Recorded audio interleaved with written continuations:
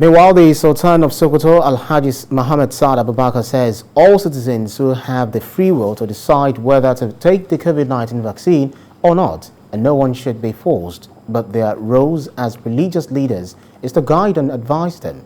The Sultan made this known during the second phase of a sensitization meeting with Islamic scholars on COVID-19 vaccination. TVC News' Kemi Balogun reports.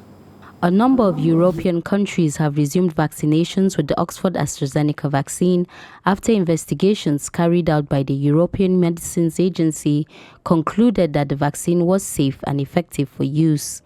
Unconfirmed reports had foiled the air over concerns that the jab increased the rate of blood clotting among recipients. The main task, aside the vaccination of health workers and top government officials in Nigeria, is to ensure that citizens support the process.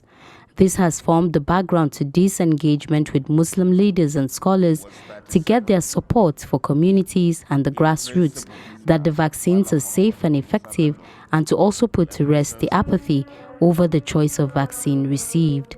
We in Nigeria have not seen any untoward side effect. We have not seen any adverse effect. Yesterday, many of the countries who had halted the use, or rather suspended the use, have resumed, which means the second bill of confidence in this vaccine, its efficacy and its safety. Bad news travels very fast.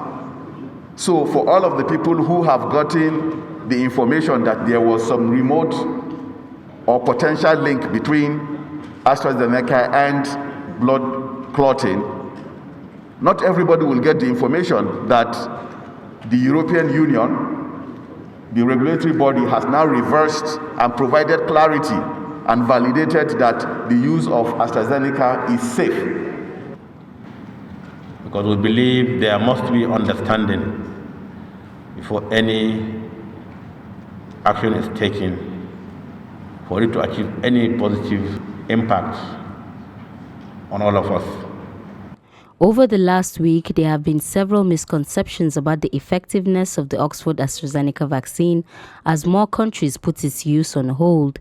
But the Nigerian government has insisted on its support to the recent findings on its safety, and Nigeria will retain the ongoing vaccination campaign. A more lasting layer of prevention is the COVID-19 vaccination.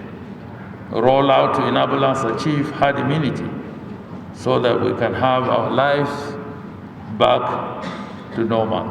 The Sultan of Sokoto, who also doubles as the president of the Nigerian Supreme Council for Islamic Affairs, believes that getting the vaccine should be taken out of the free will of the individual and should not be forced on anyone. It's left for you to want to take the vaccine, because we will not force you, in the sense that when you are hiding in your house, it will not even come to your house, we won't see you. We only advise you. We only try to appeal to you, like we did with the polio vaccine decades ago, and today we are polio free. Other speakers from an Islamic perspective say that everyone needs to be vaccinated as long as it will cause no harm to the individual. Taking vaccine is justified in Islam, is permitted, but there are two conditions. There should be no harm involved in it, and there should be no haram. Since the arrival of the first batch of the Oxford AstraZeneca vaccine, there has been widespread apathy and resistance from a cross-section of Nigerians towards getting the vaccine. But the government has given its assurance that the vaccine is safe and effective.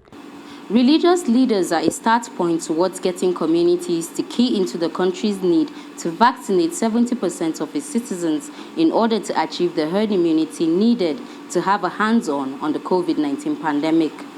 Kemi Balogun, TVC News, Abuja.